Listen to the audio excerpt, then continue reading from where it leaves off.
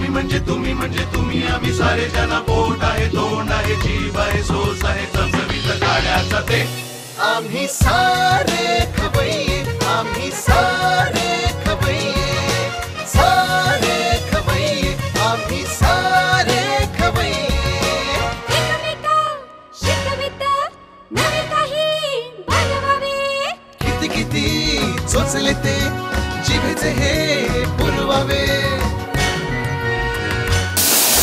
छान छान देशी विदेशी पदार्थ जाणून घ्यावे चुकता चुकता करता करता खावे अन खिलवावे आम्ही सारे खवय्ये आम्ही सारे खवय्ये सारे खवय्ये आम्ही सारे खवय्ये नमस्कार. आम्ही सारे खवय्ये या कार्यक्रमात सर्व रसिकांचं आणि खवय्यांचं मी खूप मनापासून स्वागत करतो. मंडळी, कसं आहे, लोकांना हसणं हे खूप सोपं आहे, पण लोकांना हसवणं हे फार कठीण आहे. तसंच जेवण बनवणं हे एक वेळ सोपं आहे, पण बनवलेलं जेवण खवय्यांना आवडणं हे फार कठीण आहे. पण या दोन्ही कठीण गोष्टी अतिशय लिलयापणे हाताळणारे कलाकार आम्ही इथे आमंत्रित केलेले आहेत, जे झी मराठीवर रोज बुधवारी आणि गुरुवारी रात्री 10 वाजता होणाऱ्या हास्य सम्राट या कार्यक्रमात परीक्षक म्हणून आपल्याला दिसणार आहेत. आणि एक गंमत अशी आहे की ते माझ्या गावचे आहेत, वाईचे आहेत. असू दे, आता तुमची उत्सुकता मी जास्त ताणत नाही. मी त्यांना इथे आमंत्रित करतो, तुमचे आमचे आवडते हास्य कवी अशोक नायगावकर. नमस्कार जी. नमस्कार नमस्कार. नमस्कार. या या या या बसा. तुम्हाला इथे बघून मला खूप आनंद झालेला आहे. हो. कारण खूप वर्ष आणि अनेक दिवस मी तुमच्या अनेक कविता ऐकत आलेलो आहे आणि त्याच्यातून खूप इन्स्पिरेशन मला मिळत आहे. वा वा, धन्यवाद. मला एक सांगा. दाद देताय म्हणजे आम्हाला आनंद आहे. नाही, गंमत आहेच, ऑफकोर्स गंमत आहे, कारण बारीक बारीक गोष्टी तुम्ही टिपताय आणि ते शब्दात मांडताय आणि नुसत्या शब्दात नाही, ते यमक सुद्धा जुळवत आहे, विच इज खूप ते कठीण गोष्ट आहे. नाही, यमकाचा विषय काढला, पण छंदोबद्ध किंवा अशी जी कविता असते त्याच्यामध्ये यमक असतं. आता आधुनिक पद्धतीनं जी नवकविता लिहितात, जी प्रोज टाईप असते, तर त्याच्यामध्ये काही यमकाचा फारसा आग्रह नसतो. तशाही जुन्या कविता मी लिहिलेल्या आहेत, नाही असं नाही, आग्रह नसतो. आणि तुम्ही वापरता सुद्धा कमी यमक, पण तरीही तुमची जी सादर करण्याची शैली आहे त्यामुळे त्यावेळी असं जाणवत राहतं की येऊन जातं. हा फील येतो की बाबा तुम्ही छान ते सगळं गुंफलेलं आहे. बरोबर. प्रेक्षकांना तुमच्या हातून आज खाण्याचे पदार्थ ते आपण दाखवणार आहोतच, पण ते बनवता बनवता तुम्हाला काही सुचलं तर तेही त्यांना ऐकायची इच्छा आहे. अगदी मजा गंमतच येईल. बरं, मला एक सांगा. मुख्य म्हणजे आपण दोघं वाईकर आहोत. मला काय आनंद झाला खरोखर की कृष्णाकाठ आणि वाईकर म्हणजे खवय्ये हो. खवय्ये. वाई म्हणजे नुसतं जेवणावळीत सगळं जे काही म्हणजे बुडालं म्हणतात ना, का बुडालं असावं, तर ते जेवणावळीत वाटा येतो असे खवय्ये हो. नुसतं नाही, मी तुम्हाला सांगतो की वाईला एका लग्नाला मी गेलो होतो माझ्या मावस बहिणीच्या. त्यावेळी आमच्यामध्ये शर्यत लागली होती की सगळ्यात जास्त जिलबी कोण खाईल. ते त्यावेळी माझा दुसरा नंबर आला होता आणि मी त्यावेळी 52 जिलब्या खाल्ल्या होत्या. वा, मस्त. पहिल्या नंबरला 63 जिलब्या त्याने खाल्ल्या. नाही, असं 1-2 वाढायला लागले ना की ते ताटच मोकळं करा असं. आणि तेव्हापासून मला खायची सवय आहे आणि म्हणूनच बहुतेक मला या कार्यक्रमात त्यांनी होस्ट म्हणून इथे आणलेला आहे. वाईकर माणसाला खवय्या कार्यक्रम म्हणजे अगदी मोठीच गोष्ट आहे, पर्वणी आहे खरोखर. बरं अशोक, मला एक सांगा की हे तुमचा हा जो गुण आहे तो आजपर्यंत कोणालाही माहिती नाही आहे की तुम्ही उत्तम जेवण बनवू शकता किंवा उत्तम खायला बनवू शकता. याचं खरं कारण सांगू का, की माझी आई एकदम सुगरण होती आणि आम्हाला बहीण नाही, आम्ही 5 भाऊ. त्यामुळे आईच्या हाताखाली सगळं मसाले कुटणं, दिवाळीच्या वेळेला ते करंज्याचं, शंकरपाळ्याचं पीठ ते सगळं कुटून देणं, मसाला कुटायला मदत करणं, हे सगळं अगदी लहानपणापासून मी आईला मदत करत आलो. आणि त्यामुळे मला त्यातली, आणि मी आता मनमाडला होतो ना नंतर, वाई सोडल्यानंतर, तर मी भाकरी अशी थापली ना 6वी 7वीत होतो, तर सप्रे कॉलनीत आम्ही तिथे राहायचो. मग आई बाजूच्या बायकांना बोलवायची की अशोकच्या भाकरीला कसा छान पापुद्रा सुटतो म्हणून वगैरे. तर ते त्याचा आनंद. म्हणजे मला खरं सांगू का, हे कविता वगैरे यानं ओळखले जातो ना, आपण जेवणामुळे ओळखलं जावं असं मला अनेकदा वाटतं. खरोखर आपल्या प्रत्येकाचे अनेक वेगवेगळे खरोखर पैलू आता असतात. आयुष्यात अनेक गोष्टी राहून जातात. मस्तपैकी असं हॉटेल चांगलं काढावं. नाही, पण अजूनही होऊ शकतं अशोक. अजून फक्त त्यात प्रश्न काय माहित आहे का, ते बिल घेणं वगैरे आहे ना, ते आपल्याच्यानं नाही जमणार. खायला घालणं हो, खायला घालणं जमेल, पण ते बिलावर माणूस बसवला ना की ते धंदा वगैरे या गोष्टी आहेत ना, बरं. ते आपल्याला. पण मला एक सांगा की तुमचं आता मुळात जी आवड निर्माण झाली ती आईने निर्माण केलेली आहे. हो, हो. मग त्याचं जोपासना कशी झाली? जोपासनं काय झालं की मग मी SSC झाल्यानंतर मग वाईला भावाकडे होतो. आई वडील सगळे मनमाडला असायचे. तर भावाकडे माझा धाकटा भाऊ कॉलेजला, मी पण कॉलेजला, आणि भाऊ विश्वकोशात. मग 3 भावांचा स्वयंपाक मी रोज उठलं ना, एवढं 24 पोळ्या असा हिशेबच होता. कणिक भिजवायची, पोळ्या लाटायच्या, 24 पोळ्यांचा रोजचा हिशोब पण होता. ते गोल व्हायच्या का? हो, अगदी परफेक्ट. आत्ता मी चॅलेंज देतो. मला असं मत आहे की माझ्यासारखी पोळी आणि पदर सुटलेत असं लाटून दाखवावी तुम्हाला. सगळ्या कविता मी बाजूला टाकून देईन, पुन्हा कविता वाचणार नाही तुम्हाला सांगतो. बरं, असं मी पैज लावतो. असे पदर बिदर सुटलेली अशी गरम गरम. मला असं वाटतं कुणीतरी असे खवय्ये तुमच्यासारखे असे बसावेत आणि त्यांना मी गरम गरम पोळ्या नाही, ते यायलाच हे पाहिजे. माझं स्वप्न आहे खरोखर. एकदा मैफिल आपली खाण्याची व्हायलाच पाहिजे. बरं अशोकजी, आता हास्य सम्राटमध्ये तुम्ही परीक्षक म्हणून जाताय. हो हो हो. कुठल्याही कॉम्पिटिशनमध्ये परीक्षक म्हणून जाणं हे जरा अवघड गोष्ट असते. कारण काही वेळा ते आपल्याला स्पष्टपणे सांगता सुद्धा येत नाही. नाही, सुरुवातीला असं वाटतं ठीक आहे, काय होऊन जाईल. पण तिथे एक एक ताकदीचे लोक जसे यायला लागले ना, तसं मात्र असं वाटलं की अरे हा अ आणि ब आणि क हे जर 3 निवडायचे असतील तर त्यांच्यामधला फरक अगदी फार सूक्ष्म फरक आहे. यांना कशी पुढे चाल द्यायची म्हणून असे काही वेळेला मुद्दे येतात. आणि या एका उपक्रमामुळं महाराष्ट्रातले अगदी नागपूरपासून औरंगाबाद, लातूर, कोल्हापूर, सोलापूर अशा दूरदूरच्या प्रदेशातनं इतके एक त्या याच्यासाठी स्पर्धक आलेले आहेत ना की महाराष्ट्रामध्ये काय काय एक सादर करणारे लोक आहेत. नागपूरवरनं एक बर्डे नावाच्या बाई आल्या. त्या महिलेनं त्या दिवशी जे काही सादर केलं ना नागपूरच्या बर्डे, तुम्हाला सांगतो थक्क होऊन, नुसतंच अभिनय नाही, त्याचं जे लेखन होतं ते लेखनही तसंच भक्कम होतं. तर असं या आता आपण काय आहे, गेली काही वर्ष आपण ते हिंदीतलं सगळं बघतोय. मी मराठीचा अभिमान आहे. मी काय हिंदीचा विरोधक किंवा द्वेष करणारा माणूस नाही. पण जे काही जगामध्ये आहे ते आपल्या या मराठी भाषेत यायला पाहिजे. करेक्ट, असं माझं मत आहे. आणि म्हणून मराठीमध्ये हे जे हास्य सम्राट झीनं जे हास्य सम्राट चालू केलं, ही सुरुवात आहे. आता त्याला लोक कसं प्रतिसाद देतात, लोकांनी आवर्जून बघायला पाहिजे ते. आणि सादर करणारे जे स्पर्धक आहेत त्यांनी जीव ओतून ते सगळे, आपली सगळी जी ऊर्जा आहे ना ती त्याच्यामध्ये ओतून ते सगळं सादरीकरण केलं. विनोदामध्ये उत्स्फूर्तपणा हा जो आहे तो अतिशय सांभाळून त्यांनी ते करायला पाहिजे. म्हणजे जरी स्क्रिप्ट रेडी असली तरी त्यात उत्स्फूर्तपणा जर नसेल तर मग ते सगळं निर्जीव होऊन जातं. म्हणजे लोकांनी त्या 10 ते 11 या वेळेमध्ये की आज बुधवार आहे, आज गुरुवार आहे, आज लवकर गेलं पाहिजे. एखादं म्हणजे उपास सोडायला कसं लोक लवकर, तसा हा विनोदाचा उपास सोडायचा आहे. म्हणजे तुमच्या मते हा जो दर्जा, आता ही जी मुलं तुम्हाला किंवा माणसं व्यक्ती मिळत आहेत हास्य सम्राटमध्ये, त्यांचा दर्जा उत्तम आहे का? दर्जा अजून वाढत जाईल त्यांचा. ओके.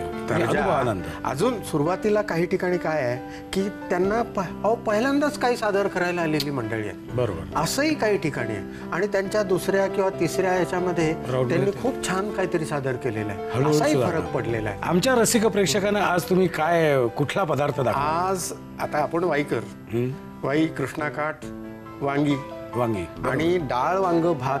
हो हो हो. हा वाई काठचा म्हणजे सबंध कृष्णाकाठचाच डाळ वांग हे फार अप्रतिम. तुम्हाला अमृतानंतर डाळ वांग असं जर म्हटलं तर ते वावगं ठरू नये. आणि खमंग काकडी नावाचा एक पदार्थ आहे. आजच्या आपल्या रसिक प्रेक्षकांना तुम्ही जे पदार्थ दाखवणार आहात त्यासाठी आपण किचनकडे प्रस्थान ठेवायचं. चालेल, महत्वाचंच आहे. मला सांगा, आपण सर्वप्रथम कुठला पदार्थ करणार आहोत? सर्वप्रथम आपण डाळ वांग बनवणार आहोत. डाळ वांग. हो, हो, हो. ओके, हो. आपण पहिल्यांदा डाळ वांग डाळ वांग बनवणार. मग त्यासाठी जिन्नस काय लागतात जिन्नस हे आता काय? बघूया. तूर डाळ शिजवून घेतले, हरभरा डाळ, वांगी कापून घेतलेत. वांग तर मेन ना त्याचं. बरोबर. आणि वांग्याच्या उभ्या फोडी करून ते वरचा देठ बीठ काढून आणि ती लगेच वांगी चिरल्याबरोबर लगेच पाण्यात टाकायची. त्याने काय होतं? त्याच्यामुळं काय होतं की ती काळं पडत नाही आणि नंतर त्याचं जे काळं पाणी होतं ना ते सगळं टाकून द्यायचं. म्हणजे पूर्वीच्या काळी असं म्हणत की सुनबाई ती वांगी चिरून झाली की ते जे काळं पाणी, तो सासूवरचा सगळा जो राग आहे तो सगळं असं म्हणजे एक आपलं पूर्वापार चालत. हा गोडा मसाला आहे ना? हा गोडा मसाला आहे. हे आता चिंचेचा कोळ आहे, चिंच हे करून. त्यानंतर ह्या मिरच्या कापलेल्या आहेत. हे खोबरं आहे. खोबरं बघा, हा जो आहे ना खोबरं, हे असं मस्त जाळावर भाजून घ्यायचं. हे खास स्पेशल. आणि मग नंतर ते कुटून त्याच्यामध्ये घालायचं असतं. त्यानंतर हे सगळं फोडणीचं सामान आहे. जिरे आहेत, मोहरी आहेत, हिंग आहे, हळद आहे, तिखट थोडंसं. मिरच्या असतील ना तरी पण थोडं तिखट टाकायचं. एक मजा येते. हिरवी मिरची आणि लाल मिरची या दोन्हीचा संगम आहे त्याच्यामध्ये. त्यानंतर हे जिरे धन्याची पावडर आहे. हे आपलं लसूण आल्याची पेस्ट आहे. याच्यामध्ये थोडी दालचिनी, लवंग असं कुठून थोडंसं. त्यात दालचिनी मजा येते बघा, तुम्हाला सांगतो. हे मीठ आहे आणि थोडे 4 दाणे आहेत ना हे मेथीचे टाकायचे त्यात. हे गूळ आहे. असं सगळं हे व्यवस्थित सगळं जमलेलं आहे. पाकसिद्धी. आम्ही जरा तयारी करतो, तोपर्यंत आपण घेऊया एक छोटासा. साहित्य काय लागतं हे आपण समजून घेतलेलं आहे. आता आपण कृतीकडे जायचं आहे. तेल तापत ठेवलेलं आहे. तापलेलं आहे. आणि आता पहिल्यांदा मोहरी घालू. तुम्हाला सगळं माहित आहे. हो. आता हे मोहरी झाली. आता जिरे द्या. तुम्हाला सगळे पदार्थ ओळखता येतात. हल्ली मुलींना ओळखता येत नाही. खरं सांगतो. म्हणजे एकदा कोण हरभऱ्याची डाळ म्हणून तुरीची डाळ भिजत टाकणारे लोक आहेत. तुम्हाला सांगतो, खरंच सांगतो. हा नशिबाचा भाग आहे. काय आता हे हिंग टाकला. ते नंतर हळद सर्वात शेवटी. आता याच्यामध्ये मिरची टाकूया आपण थोडीशी, बरं का. मिरची आहे ना,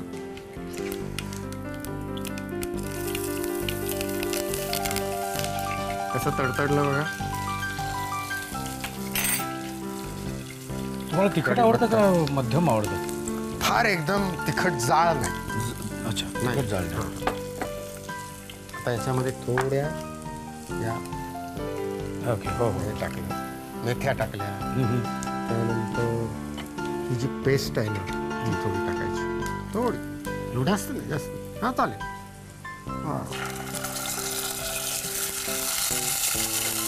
जेवणाचं काय असतं, असा जो धूर जातो ना वर, त्याने जास्त मजा येते.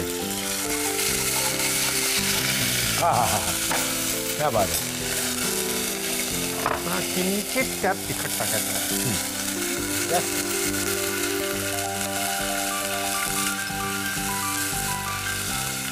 ते झालं. आता हळद टाकायची. बरं. कारण की हळद काय होतं, करपते. म्हणून हळद शेवटी टाकून लगेच त्यात वांगी टाकायची. टाकू का? हो हो, अगदी.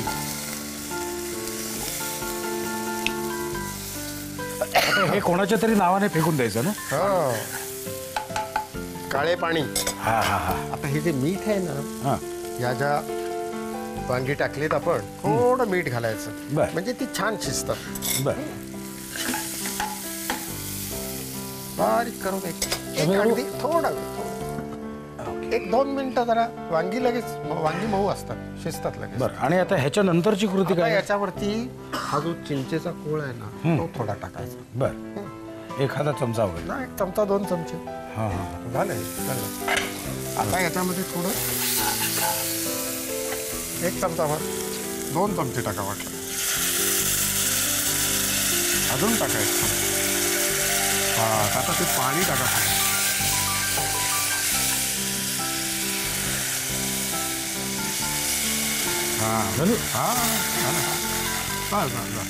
आता ही डाळ टाकायची.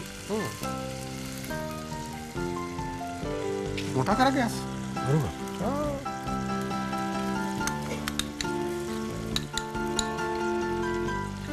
याचं काय आहे, बराच वेळ उकळत राहिलं पाहिजे. आता ती पण थोडी डाळ टाका त्यातली. हरभरा डाळ. हो,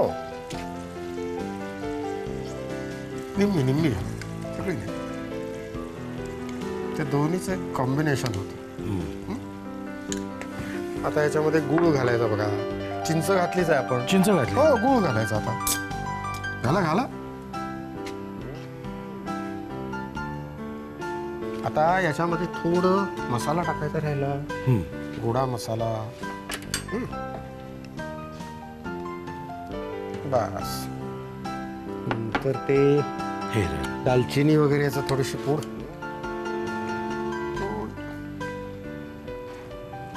पाणी ओके. पाणी ओके. बरं, आता आता हे आपले पूर्ण झालेले आहे ना. हो, अगदी. रसिक हो, आम्ही हे ओरपायचं काम आम्ही करतो. ओरपता आलं पाहिजे. तुम्ही साहित्य आणि कृती लिहून घ्या. डाळ वांग तयार करण्यासाठी लागणारं साहित्य: शिजवलेली तूर डाळ, शिजवलेली चणा डाळ, वांग, गोडा मसाला, चिंचेचा कोळ, हिरवी मिरची, भाजलेलं सुकं खोबरं, जिरं, मोहरी, हिंग, हळद, लाल तिखट, धणे जिरे पूड, आलं लसूण पेस्ट, दालचिनी लवंग पूड, मीठ, मेथीचे दाणे, गूळ, कोथिंबीर, तेल आणि पाणी. कृती: प्रथम भांड्यात तेल गरम करून त्यात मोहरी, जिरं, हिंग, हिरवी मिरची, कढीपत्ता, मेथीचे दाणे, आलं लसूण पेस्टची फोडणी करून त्यात लाल तिखट, हळद आणि वांगी घालून एकत्र परतून घ्यावं. त्यात चवीनुसार मीठ घालून झाकण लावून शिजवून घ्यावं. तयार मिश्रणामध्ये चिंचेचा कोळ, पाणी, 1 वाटी शिजवलेली तूर डाळ, अर्धी वाटी शिजवलेली चणा डाळ, चवीनुसार गूळ, गोडा मसाला आणि दालचिनी लवंग पूड घालून मिश्रणाला उकळी काढावी. डाळ वांग कसं करायचं हे तुम्ही बघितलेलंच आहे. आता आपण जातोय पुढच्या पदार्थाकडे. पुढचा पदार्थ काय आहे अशोकजी? खमंग काकडी. खमंग काकडी. हो.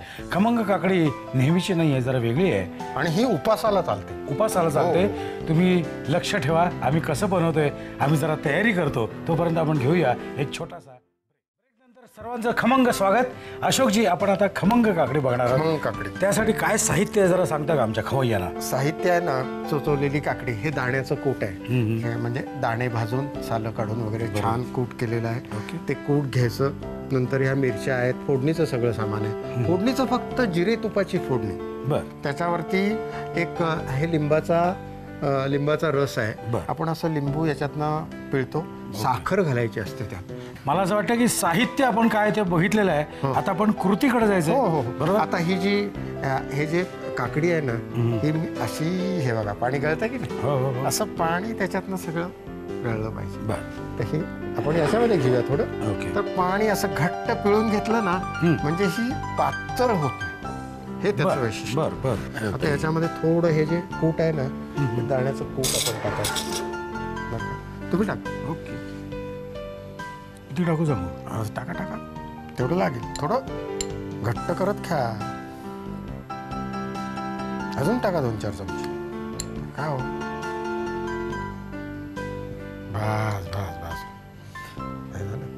एकत्र करू? थोडं. हो, चालेल. त्याला काय झालं. कोरडं वाटलं पाहिजे. कोरडं झालं. तर त्याची मिरची आहे ना, ही कच्ची टाकण्यातच मजा आहे. ती आपोआप उतरते. अच्छा. बस. आता 2 चमचे साखर टाका त्याच्यात. लहान मुलांसाठी थोडं. लहान मुलांना मिरची फक्त ही दाखवायची. नुसती मिटक्या मारत खावी मधल्या वेळेत, अशी पण डिश आहे ही, तुम्हाला सांगतो. मीठ घाला आता थोडं. मिठाने पाणी नाही सुटणार? सुटू देत ना. पाणी सुटतंय म्हणून काय, ते मीठ घालायलाच पाहिजे ना.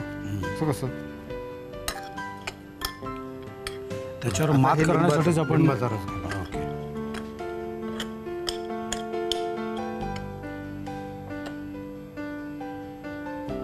एवढं घाला. अहो, ते साखर आणि लिंबू याचं एक रसायन जमतं ना, त्याची एक मस्त टेस्ट येते. तुम्हाला सांगतो जमले. वा, क्या बात. आता आपण फोडणी देऊया पटकन. ओके. फार नाही, थोडं तूप, अगदी फार नाही. किती? 1 चमचा? अजून 1 चमचा टाका. बस. आता थोडं जिरं टाका त्याच्यात, चमचा.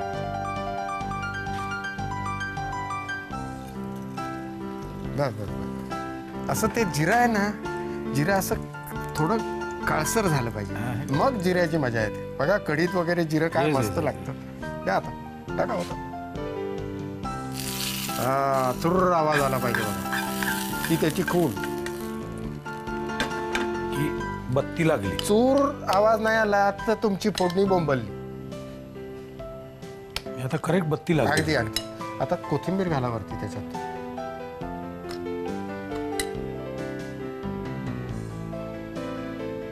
वा वा. हो हो हो.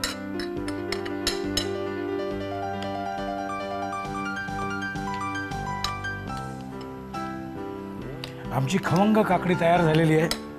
मला असं वाटतं की तुम्ही जास्त बघण्यात वेळ घालवण्यापेक्षा साहित्य आणि कृती जरा लिहून घ्या परत, म्हणजे तुम्हाला करायला बरं पडेल. खमंग काकडी तयार करण्यासाठी लागणारं साहित्य: काकडीचे बारीक तुकडे, शेंगदाण्याचा कूट, हिरवी मिरची, जिरं, तूप, लिंबाचा रस, साखर, मीठ आणि कोथिंबीर. कृती: प्रथम बारीक कापलेली काकडी घट्ट पिळून घ्यावी. त्यात आवडीनुसार शेंगदाण्याचा कूट, हिरवी मिरची, साखर, चवीनुसार मीठ आणि लिंबाचा रस घालून मिश्रण एकत्र करावं. भांड्यात थोडं तूप गरम करून त्यात जिऱ्याची फोडणी तयार करावी. तयार काकडीच्या मिश्रणावर फोडणी टाकावी. मिश्रणामध्ये कोथिंबीर घालून एकत्र करावं. अशा प्रकारे डाळ वांग आणि खमंग काकडी हे दोन्ही पदार्थ अशोकजींनी स्वतः तयार केलेले आहेत आणि आता मी स्वतः एकटाच खाऊन बघणार आहे. त्याला काही इलाज नाही. भाग्य माझं. बढिया. ह्याच्यावर मी किती वेळ जेवू शकतो बरं का? याच्यावर खरं सांगू, असं लोणकडं तूप, बाजूला एक चटणी नारळाची आणि गरम गरम भात, रायभोग तांदळाचा. आमच्या गप्पा अशाच चालू राहणार आहेत, कारण आमचे वाईकर मंडळी खाण्यात आणि गप्पा मारण्यात एकदम माहीर आहेत. पण अशोकजी, तुम्ही वेळात वेळ काढून इथे आलात त्याबद्दल एक छोटीशी भेट आमच्यातर्फे तुम्हाला, म्हणजे आमची आठवण तुम्हाला राहावी आणि तुमची आठवण आम्हाला राहायला पाहिजे. तुमच्यासारख्या अफाट लोकप्रियता असलेल्या एका अभिनेत्याकडून ही भेट घेताना मला खरोखरच आनंद होतो. पण मला अजूनही असं म्हणायचं की आमची आठवण आम्ही तुम्हाला दिलेली आहे, पण तुमची आठवण आमच्या हृदयात तर आहेच, पण वस्तुरूपाने तुम्ही राहायला पाहिजे. म्हणून तुमची एक सही, एक छान सही या डिशवर तुम्ही दिली. जरूर जरूर.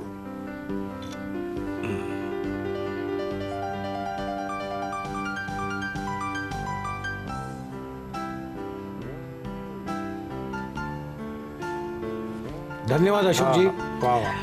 रसिको, आमची ही मैफिल तुमच्यापुरती जरी इथे संपणार असली तरी आमची चालूच राहणार आहे. पण पुन्हा भेटू ह्याच दिवशी ह्याच वेळी. तोपर्यंत मस्त खा आणि स्वस्थ राहा. काय नव्या नव्या चवी ढवी विचल्या ह्या तुम्हासाठी. हवे हवेचे पंगत किस्से तुम्हाला आवडावे. खाणाऱ्याने खात रहावे, खावे अन खिलवावे. आम्ही सारे